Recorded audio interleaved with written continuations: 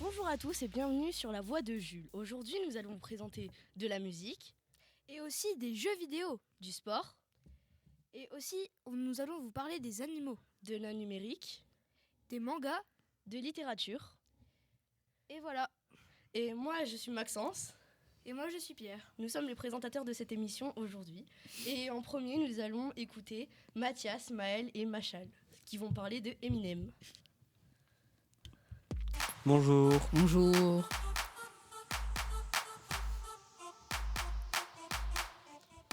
Rubrique musique. Bonjour. Bonjour. Donc aujourd'hui, on va vous présenter Eminem, peut-être un des rappeurs les plus connus d'Amérique et des États-Unis. Alors, Eminem, né le 17 octobre 1972 à Saint-Joseph dans le Missouri. Eminem, de son vrai nom, Marshall Bruce Mathers III, a grandi dans une famille dysfonctionnelle et malheureusement a souvent été victime de harcèlement à l'école. À Détroit, il se plonge dans le rap pour échapper à ses difficultés. Après plusieurs années, il se fait repérer par Dr. Dre en 1997 grâce à son album Slim Shady EP. Ce soutien va changer sa vie. Après, en 1999, avec The Slim Shady LP, Eminem se fait connaître mondialement.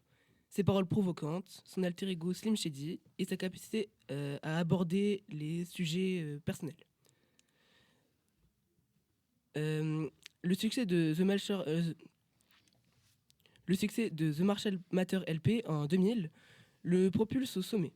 Mais sa célébrité entraîne aussi des controverses sur ses sujets et sa vie privée.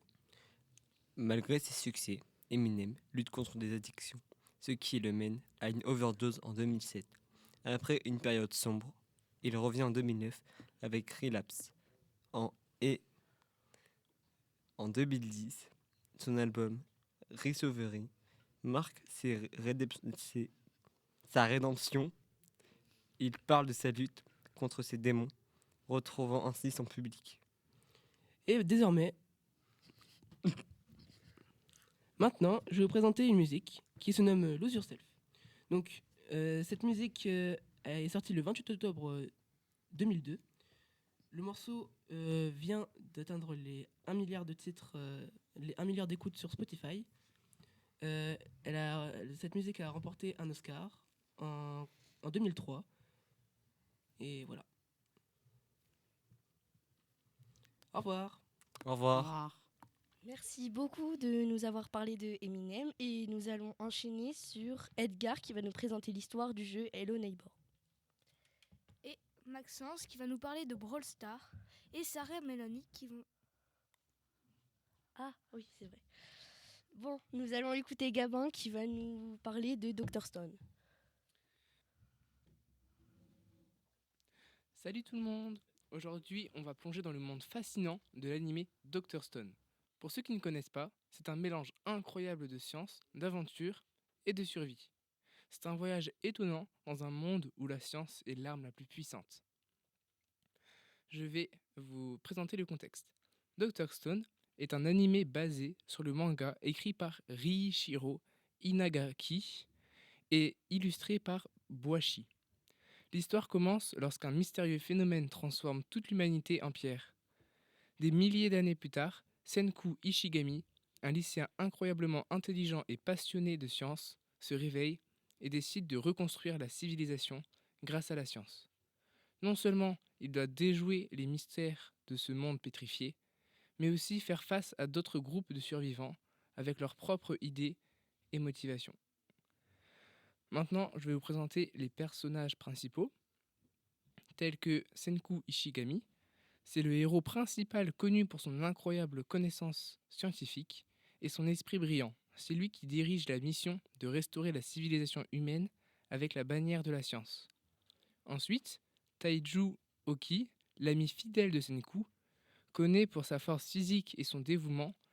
Il n'a pas les mêmes connaissances scientifiques que Senku, mais il le compense par sa détermination et son endurance. Yuzuriya Ogawa, une amie proche de Taiju et de Senku, Talentueuse dans les travaux manuels, elle joue un rôle crucial dans les efforts de la reconstruction grâce à ses compétences artisanales. Et pour finir, Tsukasa Shishio, l'antagoniste principal au début de l'histoire, un jeune redoutable fort et charismatique. Il veut créer un nouveau monde basé sur ce qu'il considère comme la pureté et la force naturelle. Ensuite, je vais vous présenter les thèmes principaux de cet animé. Tout d'abord, il y a le pouvoir de la science, un des thèmes centraux de Dr. Stone, et la puissance et la beauté de la science. Senku utilise ses connaissances pour recréer des technologies modernes à partir de zéro. Ensuite, il y a la survie et la résilience. La survie dans un monde hostile est un autre thème clé. Les personnages font face à d'énormes défis, mais leur résilience et leur ingéniosité leur permettent de surmonter ces obstacles. Puis, je vais présenter l'amitié et collaboration.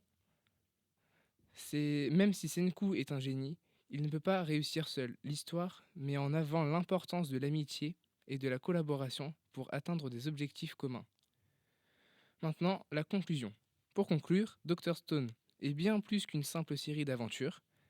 C'est une ode à la science à l'ingéniosité humaine et à l'esprit de collaboration.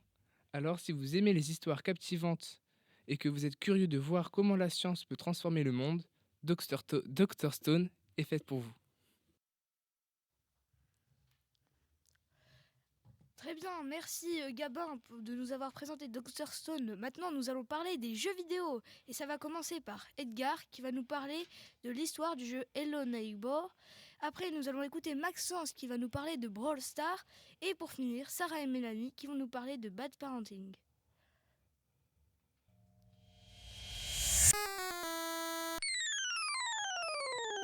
Rubrique jeux vidéo. Bonjour, donc pour commencer, du coup je voulais vous parler du jeu Hello Neighbor qui est une histoire fascinante et qui a pris énormément de temps à se faire comprendre. Pour vous dire, les joueurs ont pris plus de 2 ans pour comprendre la première partie de l'histoire. Donc pour commencer, Hello Neighbor est un jeu vidéo qui raconte une histoire fictive qui est extrêmement tragique. Le jeu commence lorsque nous voyons un petit garçon qui joue dans la rue au ballon. Il passe devant la maison de son voisin, Théodore, et il entend un cri étrange.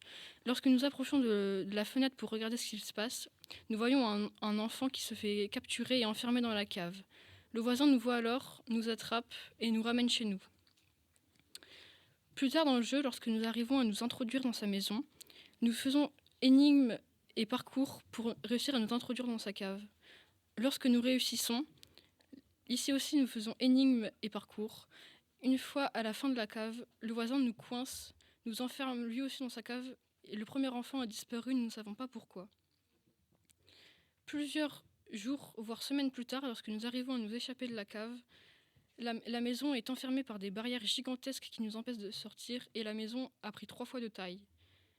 Nous faisons ici face à beaucoup de réflexions pour nous échapper puisqu'aucune aide n'est disponible et le voisin est sur ses gardes. Il pose des caméras au fur et à mesure que nous avancions et des pièges à loups. Lorsque nous réussissons enfin à nous échapper de cette maison après plusieurs jours, le voisin essaie de nous rattraper, mais le cri de l'enfant retentit soudain. Il s'arrête et retourne dans sa maison pour réenfermer le premier enfant. Le premier acte se termine ici, et le deuxième acte commence 19 ans plus tard, lorsque nous voyons notre personnage adulte et propriétaire d'une maison. Il reçoit alors une lettre lui disant qu'il n'a plus assez d'argent pour payer le loyer. Il doit alors partir. Il retourne dans son ancienne maison où il y avait le voisin en face, mais voit que les 2 maisons sont délabrées. Il décide alors de voir la maison du voisin. Le voisin n'y est pas, mais une ombre nous fait des hallucinations et nous fait partir de la maison. Nous allons sur notre canapé, nous endormons et nous nous réveillons avec en face notre maison et la maison du voisin 10 fois plus grande qu'avant. Nous décidons alors d'aller enquêter là aussi, mais les énigmes sont beaucoup plus compliquées et des hallucinations apparaissent avec des pantins essayant de nous attraper et nous devenons minuscules dans un placard gigantesque. Ici aussi, nous essayons d'entrer dans la cave, mais le voisin, lui, est 10 fois plus fort. Le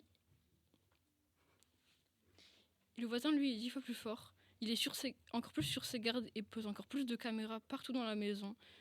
Certains endroits sont barricadés, il y a un tramway dans la maison et plus encore, des aimants pour attraper nos clés. Et lorsque nous arrivons à rentrer dans la cave, le jeu se coupe et nous nous retrouvons dans une salle toute blanche avec un voisin géant, avec sa maison sur le dos. Lorsque nous arrivons à entrer dans la maison qui est sur son dos, nous arrivons dans une pièce elle aussi toute blanche avec seulement une maison, le voisin et l'ombre à l'intérieur. L'ombre semblait insulter le voisin et le rabaisser, sachant que lui pleurait. Nous voyons une porte de sortie, la prenons et le jeu se termine là. Voilà, c'est tout pour Hello Neighbor, merci.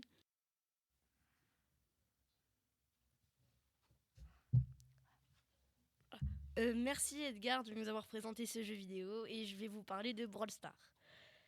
Brawl Stars est un MOBA, c'est-à-dire une arène de bataille en ligne multijoueur vue de dessus en oblique où les joueurs affrontent d'autres joueurs ou l'intelligence artificielle dans plusieurs modes de jeu, seul ou en équipe de 2, 3 ou 5. Le jeu consiste à gagner des parties pour obtenir des trophées qui vous permettront de débloquer des récompenses afin de vous améliorer. Le premier personnage que vous allez débloquer est Shelly. Shelly est un personnage de Brawl Stars qui se bat à distance avec son fusil à pompe. Sa capacité à pouvoir se déplacer rapidement tout en attaquant ses adversaires fait d'elle une tireuse redoutable. Elle dispose d'une bonne aptitude de zoning car son attaque de base couvre une vaste aire. Merci.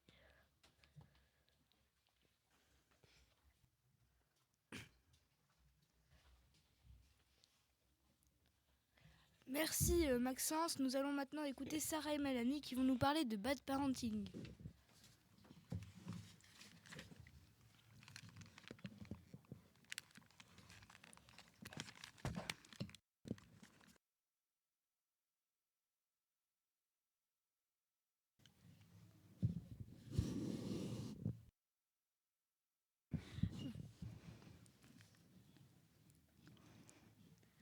Bad Parenting.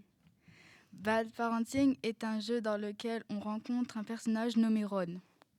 Mais ce jeu est assez rempli de mystères, comme si c'était un labyrinthe à travers lequel le personnage de Ron revit son dernier jour sans s'en rendre compte. Mélanie, elle a mal dit. Vas-y, recommence. Non, tu redis. On recommence tout ou... Ok.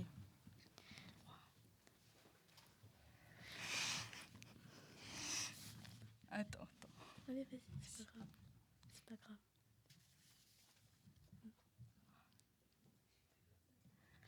Bad Parenting. Bad Parenting est un jeu dans lequel on rencontre un personnage nommé Ron. Ce jeu est assez rempli de mystères, comme si c'était un labyrinthe à travers lequel le personnage Ron revit son dernier jour sans s'en rendre compte. Le jeu se déroule le jour de son anniversaire, que sa mère avait oublié. Il lui raconte que le personnage Monsieur Visage Rouge lui ramènera son cadeau le lendemain. Le cadeau, ce fut un poupon qui lui ressemble identiquement, mais le coup tordu explique la fin du jeu. Le pompon change au cours du jeu car le père de Ron s'est fait capturer par Monsieur Visage Rouge. Ron voulait ramener son père à la maison, mais à cause de cela, le poupon a pris des coups de Monsieur Visage Rouge. Ron fait connaissance avec d'autres enfants en essayant de chercher son père. Et il parvient à le trouver, mais une main attrape Ron et le met dans le placard de ses parents. Bien sûr, cette histoire n'est pas réelle. Notre chien Ron avait tout simplement pas pris ses médicaments. C'est ce que sa mère pense. Ron a réessayé de sauver son père, il a réussi, mais tout a basculé. Sa mère le découvre et appelle la police. Yes.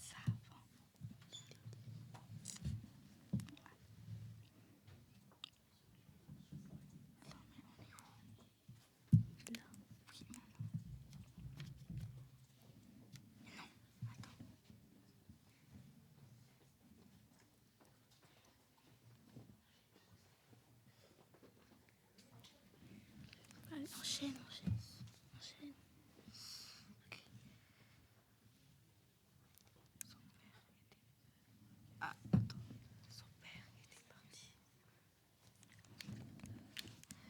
Son père était parti se réfugier dans un hôtel, mais a été retrouvé. Il se fait arrêter et Ron se fait enterrer. Le coup du pompon tordu représente comment Ron allait mourir. Cela fait donc 14 jours que son père l'a laissé sans vie dans le placard. Fin. Merci Sarah et Mélanie de nous avoir présenté Bad Parenting. Nous allons vous parler maintenant de sport, de Mia qui va nous présenter Victor Wembanyama, Thelma qui va nous parler de Alina Zagitova.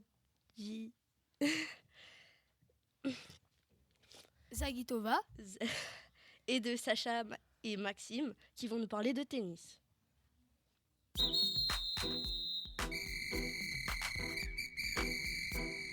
Rubrique sport. De Victor Wembanyama. Il est né le 4 janvier 2004 au Swansea. C'est un joueur international français de basketball. Il a commencé à jouer dans le club de sa ville à Nanterre. Mesurant 2,22 m, c'est l'un des joueurs les plus grands évoluant en NBA. En juin 2023, Wembanyama est sélectionné comme choix numéro 1 de la draft NBA. La draft dessine un événement qui ponctue la saison du championnat américain de basketball. Une première pour un Français. Ses parents sont Félix Wembanyama et Élodie de Fototero. Sa mère est une ancienne basketteuse et son père un ancien athlète. Merci, au revoir. Nous allons écouter Thelma qui va nous parler de Alina Zagitova. Zagitova. Ah, Zagitova, excusez-moi. Nous l'écoutons. Alina Zagitova est née le 18 mai 2002 à Ijevsk, en Udmurtie. Elle mesure 1,56 m et pèse 43 kg. Son père est un entraîneur de hockey sur glace. Elle a aussi une sœur plus jeune. Elle commence le patinage en 2007. Elle est entraînée par Natalia Antipina jusqu'en 2015, puis ensuite par Eteri Tudberidze, une ancienne patineuse russe. En 2007, elle gagne les championnats du monde junior, les championnats de Russie de patinage artistique. Elle remporte également les JO de 2018 à Pyeongchang et bien d'autres victoires. Alina aurait gagné à peu près 15 médailles en 3 ans, dont 10 médailles d'or, 4 en argent et 1 en bronze, sachant qu'en gagnant une médaille d'or, l'athlète gagne 80 000 €. Quand c'est une médaille d'argent, il gagne 40 000 €. Et quand elle est en bronze, plutôt 20 000 €. Alina Zagitova est considérée comme la meilleure patineuse artistique de Russie et son parcours sportif ne s'arrête pas là. Voilà, c'est bon. Merci Thelma de nous avoir présenté cette patineuse russe. Et maintenant, nous allons écouter Sacha et Maxime qui vont nous parler de tennis. Le tennis. Qu'est-ce que c'est que le tennis ? Le tennis, c'est un sport qui consiste de la concentration, de la technique, du jeu et de la tactique. Les règles du tennis. Pour jouer, il faut tout d'abord un terrain muni d'un filet ainsi que de 2 joueurs et une raquette par personne. Pour servir, le serveur doit lancer la balle dans le carré de service adverse. S'il n'y parvient pas, il a une seconde chance. Si c'est encore raté, il perd le point sur une double faute. Après, s'il réussit son service, on part sur un point, ils échangent des frappes. Mais maintenant, nous allons vous parler des fautes du tennis. S'il y a 2 rebonds, si la balle arrive hors du terrain, si la balle arrive dans le filet ou que la balle arrive dans le couloir, c'est perdu. Les points se comptent 15, 30, 40. Si les deux ont 40 points, si un marque, il a avantage. Et il faut qu'il remarque et il a gagné le jeu. Pour gagner un match, il faut gagner 3 sets pour les garçons et 2 pour les filles. Pour gagner des sets, il faut gagner 7 points. Voilà, c'est terminé. Au revoir. Merci Sacha et Maxime pour nous avoir présenté le tennis. Maintenant, nous allons écouter Timothée qui va nous parler des animaux et pour la passion du chien Saint-Bernard. À toi Timothée, on t'écoute.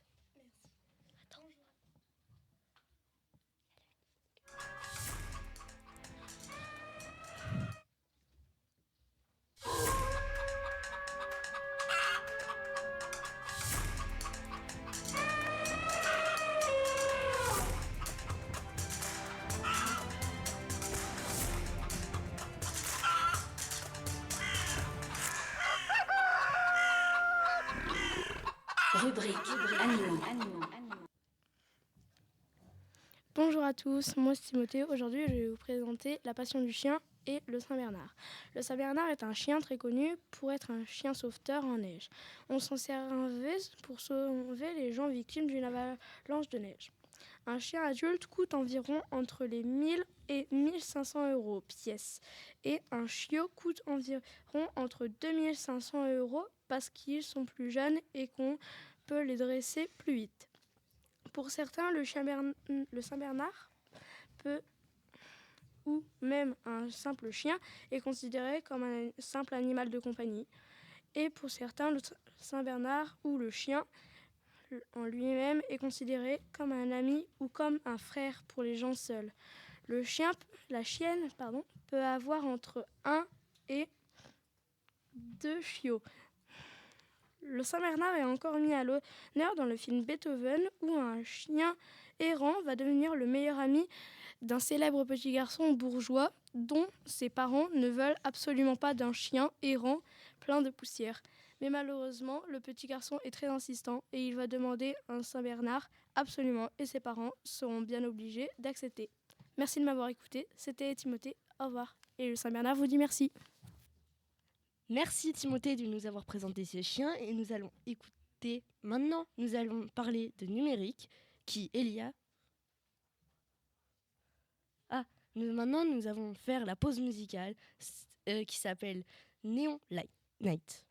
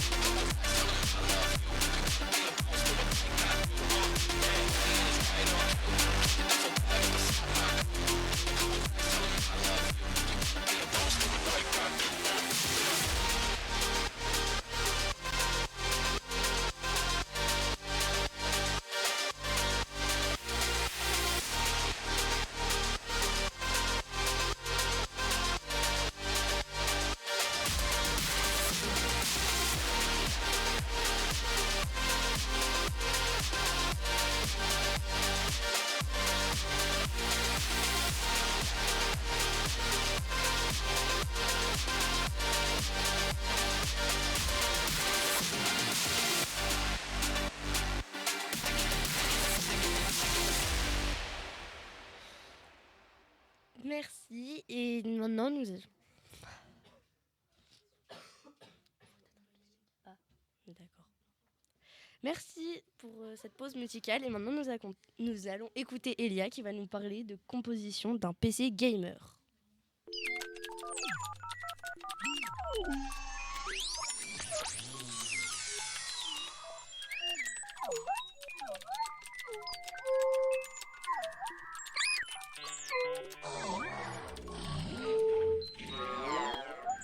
Rubrique numérique.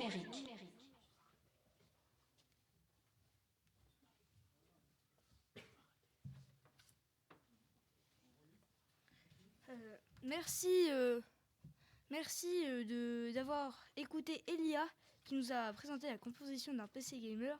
Maintenant, nous allons parler des mangas. Et nous allons écouter maintenant Lucas qui va nous parler de la présentation et de la création d'un manga.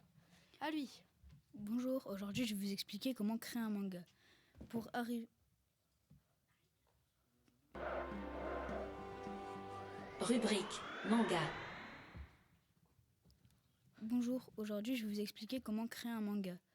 Pour commencer un manga, il faut suivre certaines étapes.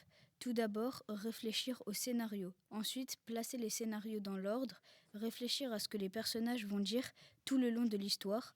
Et pour finir, dessiner et imprimer le manga en imprimerie. Avec Elia, mon ami, on a décidé de créer le nôtre. Ça sera l'histoire d'un groupe de 4 amis qui seront téléportés dans un monde parallèle. Vont-ils trouver la sortie ? Notre manga sortira sûrement en 2031. Voilà, au revoir. Merci Lucas de nous avoir présenté ceci. Et maintenant, nous allons parler de littérature. Et Pierre va nous présenter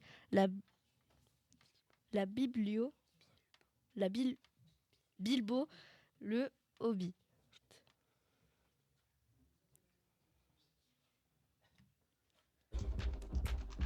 Rubrique littérature.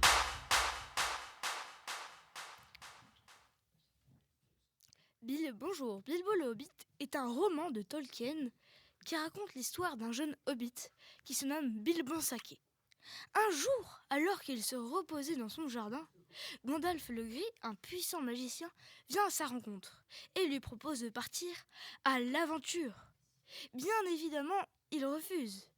Alors qu'une bande de 13 nains débarque à la tombée du jour chez lui, il leur explique la cause de cette aventure. Sauver la ville d'Erebor. Erebor est la plus grande cité nain de la Terre du Milieu. Erebor était connu pour avoir d'énormes mines et la plus grande réserve d'or. Tarin et Cul-de-Chêne était le chef des nains. Il avait une grande passion pour l'or, alors que Smaug, un dragon cracheur de feu, qui lui aussi adorait l'or, il balaya les nains de leur cité. Les elfes avaient vu toute la scène, mais ils ne sont jamais venus en aide aux nains. Voilà la raison de cette aventure. Je vous laisse découvrir la suite. Au revoir!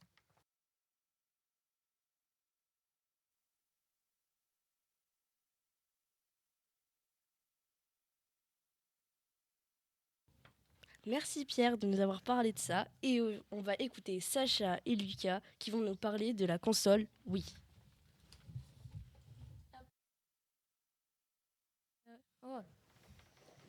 Après le succès de la Wii, Nintendo va concevoir une nouvelle console appelée par les joueurs la Wii 2. Le 7 juin 2011 est annoncée la Wii U à l'E3. Elle sortira au Japon le 8 décembre 2012, en Amérique du Nord le 18 décembre et en Europe le 30 novembre 2012. Elle n'a fait que 13,5 millions de ventes. C'est une humiliation pour Nintendo. Rendez-vous compte, même la vidéo de Cyprien sur la console a fait moins de ventes que la Wii U. Les joueurs ont été très déçus. Ils croyaient que c'était un accessoire pour la Wii, qui ne sert à rien et de repayer une nouvelle console. Pour Nintendo, c'est comme si la Wii U n'existerait pas. Les ventes de la Wii U et la production s'est arrêtée en janvier 2017, soit 5 ans après. Mais la Wii U est une excellente console pour moi. Il y a un bon catalogue de jeux. Il y a par exemple Mario Kart 8, Splatoon, Pikmin 3, Star Fox et plein d'autres. Je lui mets 6,5 sur 10 et je suis content qu'elle existe. Moi aussi.